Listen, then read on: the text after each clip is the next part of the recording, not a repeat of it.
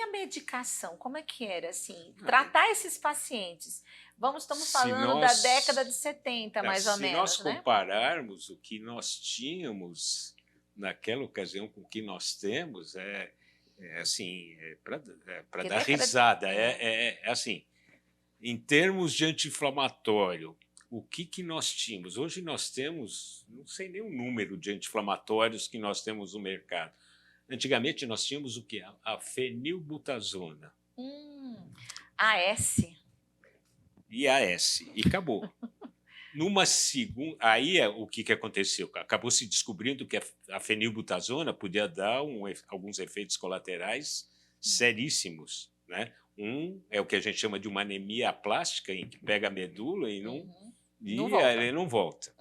Muito bem. Aí surgiu a segunda, que eu me lembro, era a Indocível. indometacina, que é ainda usada hoje, é um anti-inflamatório até quando se faz estudos comparativos, que a gente compara um anti-inflamatório com outro, ainda Ainda é, a era indometacina ainda foi, hoje menos, mas no passado, quando se queria comparar algum anti-inflamatório, em termos de potência, era sempre a indometacina. Só que ela tinha alguns efeitos colaterais, tipo dor de cabeça, aumento de pressão, etc.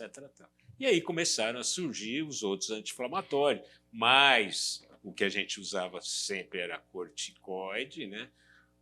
Que eram os anti-inflamatórios hormonais, né? E aí tinha os específicos para tratamento de determinadas doenças, tipo artrite reumatoide. Eu sou da época que se usava o Solganal beolioso, que era um sal de ouro, Soganal. o Solganal beolioso. A gente estuda, gente, na história da reumatologia, tá? A gente não pegou ainda essa época, Pois né? é, O então. ouro, o que mais? Então, tinha o injetável, depois surgiu o Vioral, mas não funcionava nada, até Fazia muito efeito colateral, né? muito efeito colateral, até chegar a era do metrexato. Aí entra o metrexato e Mais ou é, menos em que época, mais ou menos? ai, 1990, né? Eu acho, Metrexate. possivelmente, possível. Começou. Aí começou o metotrexato. Que até hoje, pessoal, é uma base para muitos tratamentos da reumatologia. Foi um avanço grande na artrite Muito. reumatoide e outras doenças. E mais a hidroxicloroquina, E que a todo mundo, hidroxicloroquina, né? Que que para os lúpus infelizmente nessa pandemia teve a imagem danificada. danificada, mas é um medicamento Ainda base para algum, base. principalmente para lúpus, né? Ainda é base. Exatamente. Ainda é Lúpus, base. para lúpus é fantástico. Ele É evita base. piora do quadro, é incrível. Né? E foi assim. E aí, há 22 anos atrás, apareceu o que a gente chama do primeiro medicamento biológico, Eu acho que que ainda foi tem o o infliximab, infliximab, no mas acho que Brasil. um pouquinho antes teve a leflunomida, né? Ah, Metotrexate, a sim, mas era uma leflunomida, alternativa. Mas, assim, em termos alternativa de de nova classe, nova vamos assim, classe, isso revolucionou o tratamento de artrite reumatoide, não só no Brasil, no no mundo mundo inteiro. inteiro.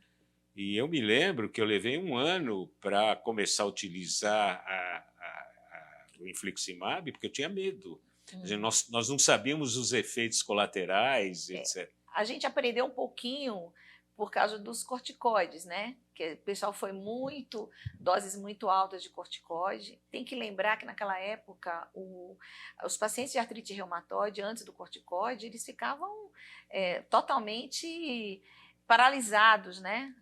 Das juntas. Depois que você dá Era, corticoide, eles saíram da cama. Edna, era muito triste, porque nós tratávamos, nós tínhamos que dar as altas doses de corticoide, e nós vimos os efeitos colaterais Colaterais. e não tínhamos muito o que fazer.